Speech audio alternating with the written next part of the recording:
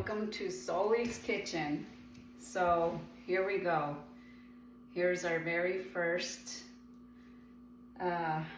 attempt at making a cooking video. And these videos are dedicated to my two treasures, and they know who they are. But the cool thing about SOALYS Kitchen is everybody's welcome to take a peek. So feel free. So today's video is going to be a short on how to make a pot of delicious, fortifying, nourishing beans in your Instapot. So the very first thing, and this is super important, and you never want to skip this step, is you need to spread the beans out like I have on the counter and really start picking through them. What Nana would do is she would just take a few, make sure there are no rocks and no spoiled beans, scoop them into the pot. And then we're gonna rinse them all out, okay? So I've already gone through, and inevitably there are going to be tiny rocks in your beans. And there are always going to be beans that are not good that you need to pick out. The rocks are really, really important that you go through and pick them all out, because you can break a tooth on one of those. Stone Soup was a good book, but it's not a good thing to do in reality. So I've already picked through them, cleaned them, but I wanted to show you how you would do it. And now I'm using the Instapot pot, so I'm not dirtying a ton of dishes. And I'm gonna rinse them out really, really well. So I'm going to put enough water in so that I can swish them around in there. And then I've got my colander here, and I'll strain them out in the colander. And then I'll rinse them again. And I'll do it 2 or 3 times until the water's coming out clear, because there's a lot of dirt and a lot of little pieces of, I don't know if they're dried leaves or what, in between the beans. You would see them all spread out on the counter. So all of those things you gotta pick through and take them out. And now I'm just gonna rinse these until they're nice and clean. Keep straining them out in the colander. And then I'll rinse my pot out to get any dirt that may have loosened up in there. Make sure the pot's nice and clean. And pour the beans back in. And you're gonna add enough water. The beans are completely covered, and then you're gonna have about this much space of water above. I'd say about 2 inches of water above your layer of beans. Now this amount of beans that I use today is not as much as I would normally make. It's only a couple cups. So I'm thinking, because I have the ingredients for about 4 cups of beans, I'm gonna mix in some black beans with them. Just because I don't have enough of the pinto beans. You're gonna do the same thing with the black beans. You spread them out. The black beans are a little bit easier to clean. They don't have as much stuff or rocks, and they're pretty easy actually to look through. So I'm going to pour these back into a colander, and then I'm going to rinse the black beans out. So, I mean, mixing the black beans with the pinto beans is perfectly fine. It's going to be delicious. They both have about the same type of flavor profile. But you're going to increase your nutrition also by adding these black beans, because now you're getting 2 different types of proteins, 2 different types of fiber, 2 different types of, I'm making a mess here, 2 different types of vitamins. So the more nourishing, the better, I say. All right, so I'm going to give these a quick rinse also. But these don't have all the little twigs and rocks and all that the pintos, but you still need to check them, because you never know. So I'm going to rinse these out really well also. And they don't have as much dirt either, so they're obviously grown differently than pinto beans are.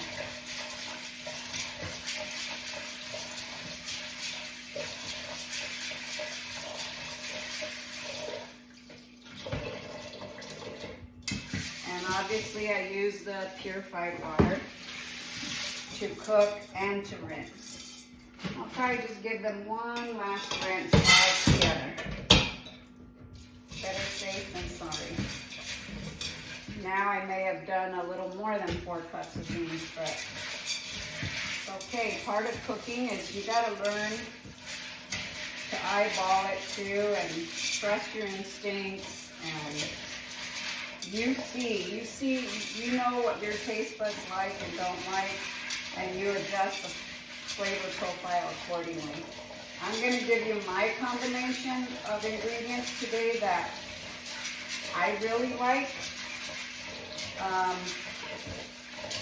You guys have to decide on your own. You might like a little more of some of this stuff or a little less of it.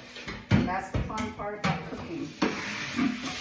I'm hoping these videos I share with you and recipes I share with you, that there is this baseline and a starting point for you to then create your own version and your own twist on things. And that's the fun part. You just allow yourself to really be present with it. Don't look at cooking as some awful chore that you need to do. So I'm measuring the cups just so you know how many I put in. Looks like I've got 6 here, so that's kind of a lot. We'll just see how it goes. But remember, 2 or 3 of them were pinto and the other 2 or 3 are black beans. So if you did 6 cups of pinto by themselves, that would be way too much. Probably only 4 cups if you were only doing pintos, because those really expand. The black beans don't expand as much, so they're not going to take up as much volume in the pot. So it'll be okay. But if you did 6 cups of just the pinto beans in the Instant Pot, it would be way, way too much. It would overflow probably. Okay, so now I'm filling it up with water. Now we're going above the level. I'm going to do about 2 inches extra water above the beans. And then you can always add more water in between cycles. I forgot to bring in the epazote from outside, and I'm trying not to pause the video so that I don't have to edit it together, because I have to figure out how to do that. I don't know how to do that yet. So I might have to run outside and clip some epazote leaves really quickly, because I want to give you all the amazing ingredients that will go into this pot.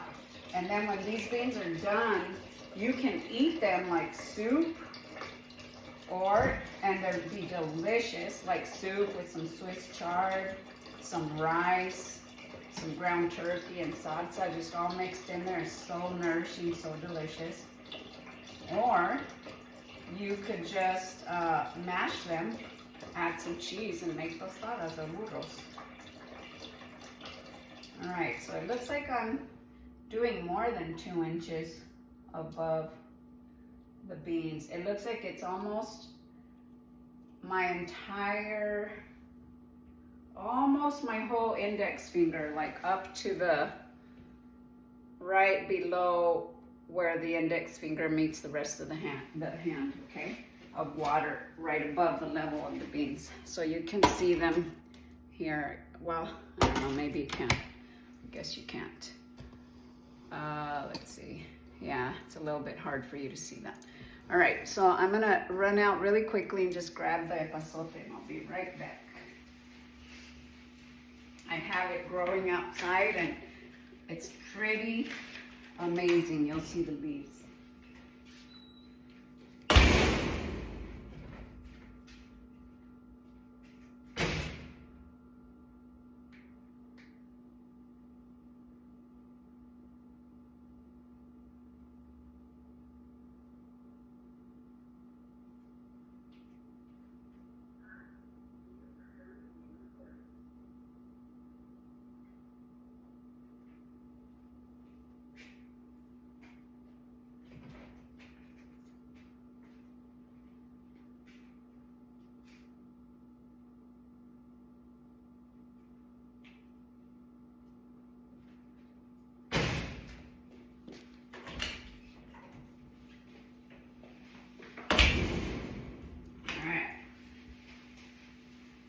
usually I dry this out, and I have dried, but I thought I would use some fresh today. And this is kind of hard to find in the market, so it's kind of good to grow your own. So I did a little bunch like this. Okay, so I'm gonna give it a quick rinse and just throw them in there. This is my magic bean potion, okay? So I'm gonna throw these in there. You could always pull them out after. And then I've got this oregano that I grew, also fresh Mexican oregano, nothing like it. I think if you were measuring it out, it would probably be, if you guys have some from the store or whatever, then you grind it up, it would probably be about 2 tablespoons of oregano. But this is dried from my plants outside, Mexican oregano. So if you're gonna buy oregano, it's hard to find it clean. It's really bad lately. I don't know why. It's full of leaves and twigs and everything else. You should try to find Mexican oregano. Okay, and then I'm gonna put a whole onion in, and I cut them in half. And that kind of disintegrates in there. You could pull that out too if there's pieces left. And then I'm gonna put in 2 bay leaf.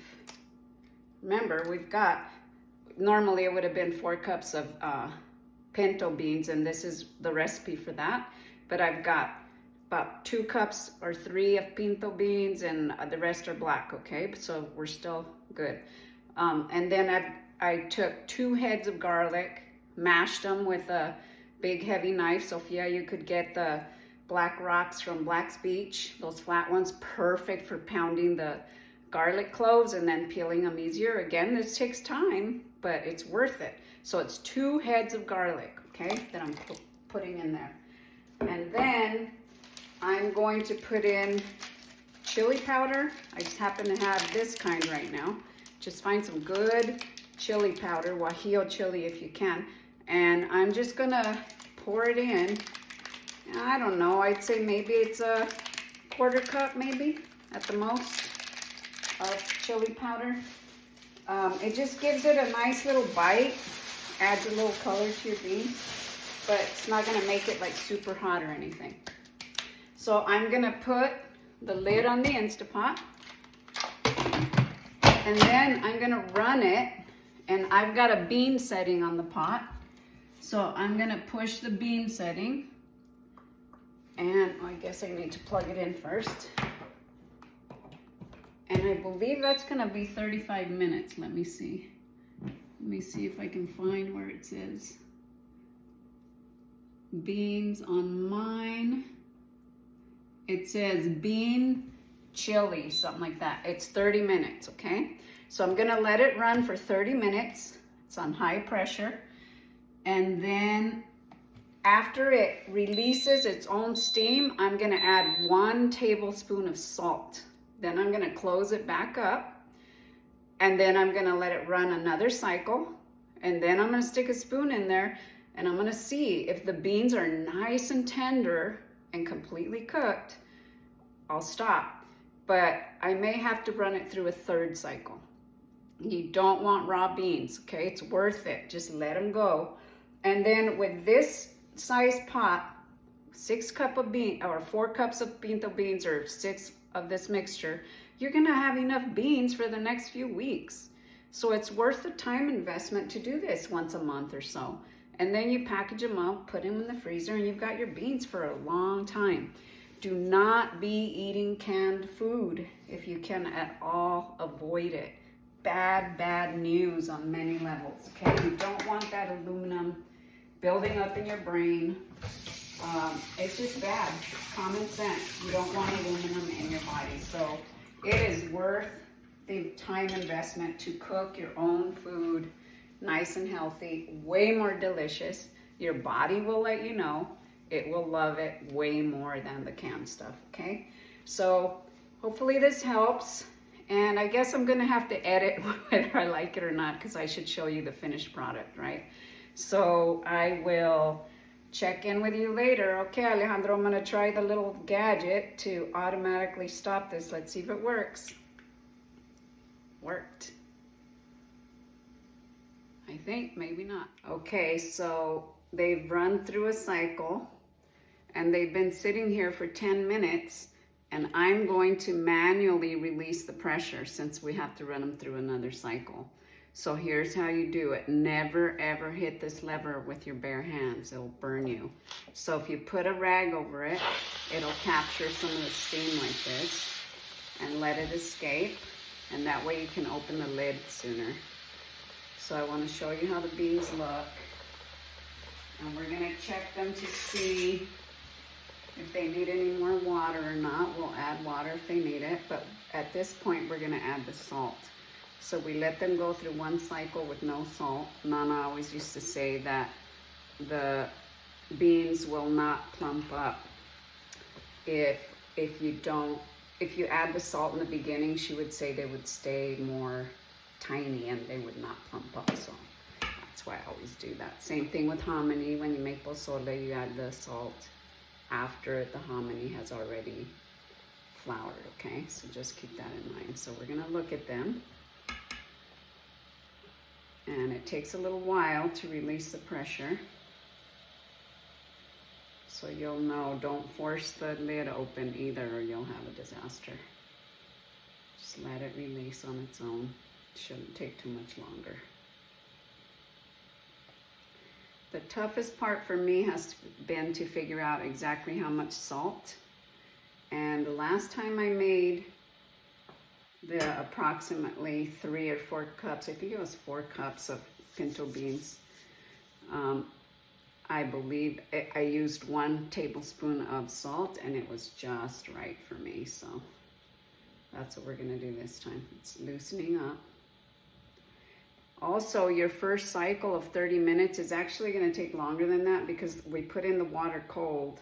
So it's gonna take a while before it warms up. What you could do is boil the water, I guess, and pour it in boiling over the beans if you want to lessen the time for it to run through the cycle the first time around. But I make my beans and leave them, you know, I do other things in between. You can't rush them. All right, so there they are. You can see they're bubbling, and see, 6 cups was a ton. This was like the max. And only because it has black beans in there are they okay. If they were all pinto beans, they would have overflowed. So 4 max, don't ever do 6 cups. Okay, the garlic is all going to mash and, you know, become part of the soup. You won't even know it's in there. And then the bay leaf is the big thing that you got to make sure you pull those out, the 2 bay leaf. The onion pretty much disintegrates also. The epazote may not, and those will be easy to pull out. But remember to pull those bay leaf out. Not yet, because we're not done yet. So now we're gonna add the 1 tablespoon of salt. Seems like a lot, but beans need a lot of salt, especially with this many, okay? And in fact, because I put 6 cups, it may not even be enough for that. May have needed another teaspoon or 2, but we're gonna do 1 tablespoon. You can always add salt later. Okay, so now I'm gonna make sure that lever goes back to where it's gonna contain the steam. I'm gonna unplug the pot so that I can run it through, and I'm gonna plug it back in, run it through another bean cycle, and it's gonna be another 30 minutes, and then we will check in later. Oh, darn. Here's my little gadget, Alejandro. Let's see if I get it this time. See you later.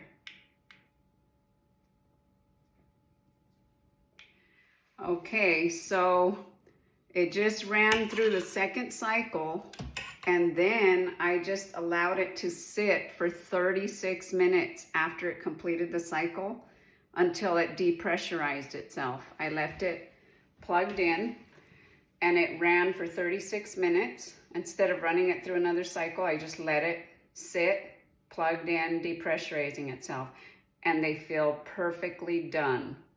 So this is a long process, okay? By the time you're cleaning the beans, you're rinsing them, picking through them, all that stuff, doing the spices, it's about a couple-hour investment. but it's well worth it. Okay, so now, and I can tell they're cooked because as I stir it around with the spoon, you can tell the beans are really soft. There's no, you can feel it with the back of the spoon if they're soft or not. They're very soft. So now I've got a bowl here with some Swiss chard and rice. I put Swiss chard because that's what I had washed. Spinach is delicious too. And I'm gonna pour the hot beans over it so that'll kind of cook the chard. And then I'm gonna add a little bit of cheese, not too much. And then I'm gonna put in some fresh salsa. Okay, maybe I'll do a video on that salsa too. This was really, really good salsa. And there's a meal. I mean, that's all you need. You could add ground turkey to it, or some of these, I'll just mash them. These do not look very beautiful because they have the black ones mixed in, right? But if they were just the pinto beans, they would look really beautiful and stuff. But hey, it's super healthy. So they've got the black mixed in there. I was gonna tell you what I would joke with Nana about with this because she refused to eat black beans and stuff. But anyway, that's for another time. So there's my first video, kids. Let me know how it goes. I'm going to post it on our shared album, and we will see what comes of it. Give me any suggestions you may have. Hopefully the sound comes on it. If I find out that my voice didn't come out on it this whole time, that'll be a real drag. But just let me know what you guys think, okay? Enjoy.